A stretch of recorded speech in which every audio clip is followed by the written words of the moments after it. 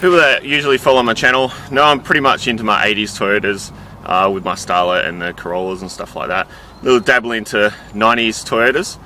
But yeah, today I've got something really special. It's from the 60s, it's rear-wheel drive, it's red, and it's a Honda. That's right, it's a 1964 Honda S800. Now, these little things, they weigh 770 kilos wet. That's fully wet, full of fuel, full of oil, all the usual stuff. They came out with a 791cc straight 4-cylinder engine. Pretty remarkable technology for the time. You're talking early 60s, like maybe late 50s this engine was developed. Honda at the time were known for motorcycle motors, so they pretty much thought, oh well, let's do something pretty cool. These, the original motors in these anyway, they came out with a roller bearing crank, dual overhead cam, quad carburetors, all that cool sort of stuff. Now beyond that, the motors made their peak power, which was 70 horsepower at the wheels, at 8,000 RPM, but it also revved all the way through to 10,000 RPM. That's more than the current B series, the K series, all that sort of stuff. And it still managed to make mid 6 litres to 100 kilometres. Honda specifies 6.7 litres to 100 kilometres. And how cool does it look? Like, seriously. So you'll see in the S800s how they've got this hump here. This was actually clear to carburetors because the motor package wouldn't actually fit in the bonnet. And the engine bay was so compact, so short, that the motor leaned down. It was about 32 degrees angle actually leaning over. So it's sort of like the Toyota K series motor, but sort of the opposite way. So this car, only a few years after it was actually principally produced, in 1967 was described as the fastest production 1-litre car in the world. Mostly thanks to its high revving motor, going all the way to 10. It's a pretty phenomenal feat. Thanks to obviously the roller bearing crank and the dual overhead cams, the carburetors. They required a lot of maintenance though, which was probably a big downfall, especially in today's world where cars are so reliable and you can basically drive them after they're dead. But this is when cars had a soul. So now, unfortunately, less than 12,000 of these were produced and sent worldwide. There was 11,536 of these little bad boys ever made. So this is quite special for me. I've always been into my Hondas. I started my sort of automotive career with Hondas, and yeah, it's quite an auspicious occasion to be able to drive one of these, let alone what's about to happen with this particular thing. Cars of this era were all about the details. It's nicely finished chrome bezels. Even the screws became a feature of the car. This is pretty indicative of how manufacturing was at the time. You can see, because there's exposed screws, there's no little plastic clips or anything like that. The chrome molding physically bolts on to the car and stretches over the car. There's a physical procedure for installing the chrome strips that doesn't involve glue. So the panels are bonded onto the body. So the body is a body on a chassis. So it's got like a ladder chassis, like a modern day Jeep really. The chrome exists to cover the seam, much like it did on the Minis, the early Coopers through to the Leylands, and even some of the more modern Minis, and that got made into a feature, and it really stands out. It really defines the lines of the car. Now the car's pretty easy to get. It's pretty simple to.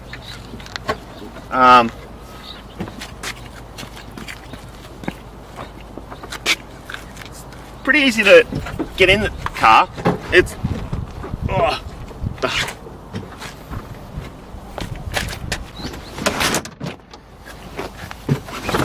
getting in the car is easy. You just have to take the roof off. Once we have boarded the vehicle, we are complemented with an array of beautiful gauges, very period. We've got an amperage, because at this point in time, vehicles would have been using a generator and not an alternator. That's a sort of different technology period at the time. Under that, we have our fuel, the temperature in Fahrenheit, because while this car was being born, was still the imperial system being used in Japan. So we're a tacho, it's a 4-inch tacho. Even by today's standards, that's still pretty cool. The speedo right next to it goes to 120 miles per hour. That's going to be about 180 kilometers an hour, which is what we usually see in today's Japanese vehicles. Vehicles today are speed limited to 180 kilometers anyway, Japanese production vehicles, so that was more than adequate. I can only imagine the feeling of how it would have got there as well. It would have been absolutely phenomenal, and the noise and everything else that would have come from this motor. So as great as all that sounds, that's about where it ends for this poor little nugget. Sometime in this vehicle's past, the motor is sort of let go as they would. It's built in 1964, so all the replacement parts run out of supply eventually. So under here, someone has done this. At some point, someone has fitted a Toyota Corolla 4KC to this car. I don't know. Please don't ask me. All I'm going to say is I'm not responsible for this. The only forgiving fact is that a 4K it won't die. And it has caused this car to be a survivor. So naturally, this is going to go in the bin. The owner of the car is a close friend of mine, and we've been in discussion a lot. So we want to put something still small, still modern, still revvy, but albeit a modern motor and a modern drivetrain. And as much as people are going to hate me and shoot arrows my way, we're going to put a late model motor in it. And it's not even going to be a Honda motor. The stipulations are it needs to start every time. You want to be able to just get in it and drive hundreds of kilometers. Modern maintenance schedule, modern fuel consumption. The amount of maintenance that it requires is going to need to be minimal, and just overall giving this vehicle a freshen up. We're going to put booster brakes on it, we're going to put big vented calipers on it. It's going to be engineered, it's going to be legal, it's going to be a nice modern car. And in that, like I said, as much as people are going to hate us for it, it's going to be a modernized car. And the saving grace of it is that this car will be a long time a survivor. A nice modern motor will run for decades more, and this car it'll be appreciated for decades more. Even while I've been rolling footage on this, in the hour and a half that I've been here, 5 people have stopped in this remote location to ask me about the car because they saw it. It shows you how much people appreciate the car, and people aren't going to care what's under the bonnet. It's pretty on the outside.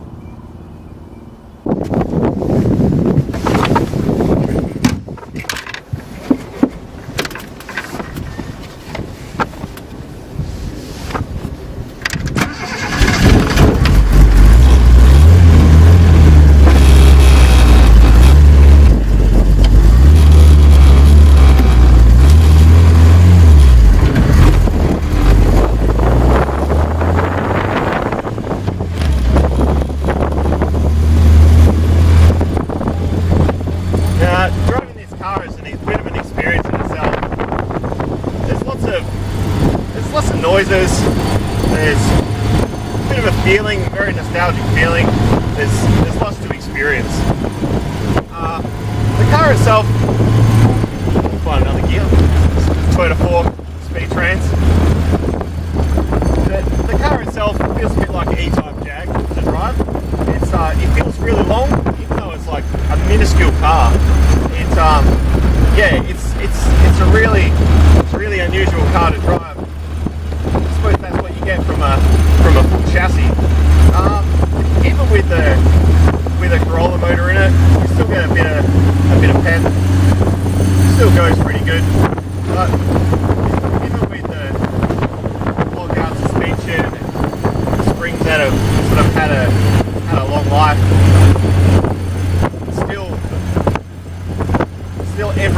for what it ever was.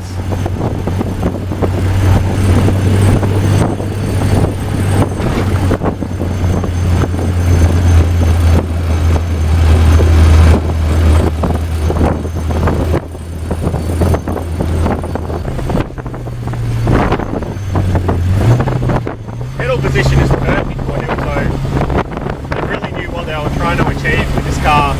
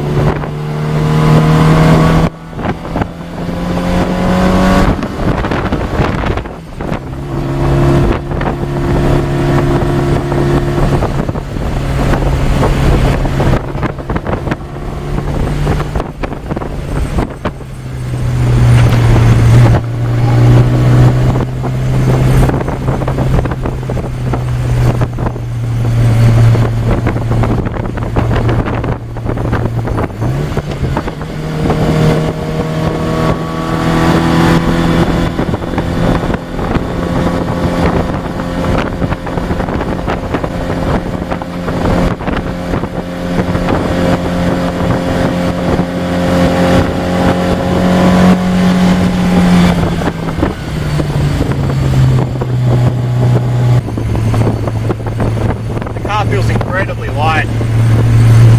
Being only it's less than 800 kilos, 770 kilos, completely wet. It's probably very, very low on the weight. Hit you on your toes. It's low on the weight scale. Definitely feels very light.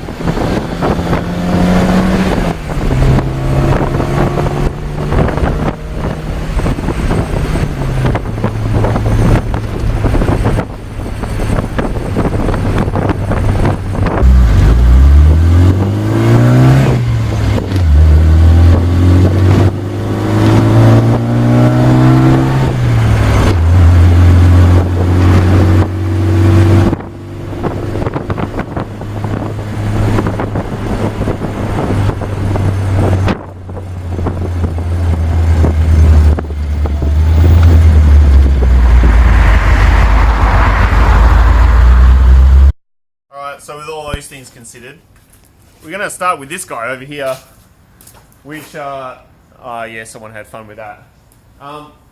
It's a Suzuki Swift. It's probably not everyone's first choice, but inside here, if you look inside here, this has a 1.5 litre VVT motor. They make about 86 horsepower at the wheels, which is pretty similar to what the S800 made standard. Nice revvy motor, revs to mid 7, like close to 8. Got personal experience with these. There's a lot of like easy mods you can do to them to get a bit more grunt out of them. I reckon it's going to be a real nice modern choice for the car. Yeah, first thing is to just like drop this thing out. It was that easy. And the next part, we're going to get this 01 Jimny trans, and then we're going to go, we'll end up with this, which is essentially a rear-wheel drive Suzuki Swift motor, using the 01 Jimny trans, Jimny flywheel, which is an M series flywheel obviously, clutch and cover. It'll all work. The Swift clutch will not work with the Jimny gearbox because the input shaft and stuff. This here is a Jimny intake, and we put a Liana throttle body on it. So the Liana came in the M18 variant, and so the throttle bodies are significantly larger on the M18. So we get a little bit more power out of it that way. So the standard Jimny shifter is going to work. We've done some measurements for that. Required some modifications to the sump. Essentially, down the bottom here, there's a big wing that comes off the Swift sump, and we've just cut it flat to clear the cross member of the Honda. Other than that, we're probably just going to trim bits off the gearbox that aren't really useful. Give us a bit more clearance in the tunnel there. The tunnel's going to get a bit of love. It's had a bit of ball peen loving in the past, so as a bit of a body repair and rust repair and stuff like that, what we're going to do is completely cut out the section, and we're going to remold the tunnel slightly, only slightly, but keeping its shape, so it'll again be a nice conversion. It'll be a bit of renewal to the body. Gonna fix a few things that are sort of small issues, like a bit of rust in the floor pan and things like that, and all the other cross members that have been at one point in time welded to the body, or the chassis rather, and cut off, left there. There's been some pretty average work done to this car over the years. So yeah, the next installment is going to be test fitting, wiring, all the fun stuff, engine mounts, all that sort of thing. If you're keen to see more of this project go along, I'll be pushing forward with the project, but if you want to see more of it, just subscribe to the channel and click the bell, all those things. You know how it works. If you already hate me, let me know, because I don't really care. It's going to happen either way. I don't really care what the internet says, neither does the person that owns the car. So yeah, let us know if you like it, or let us know if we're complete retards.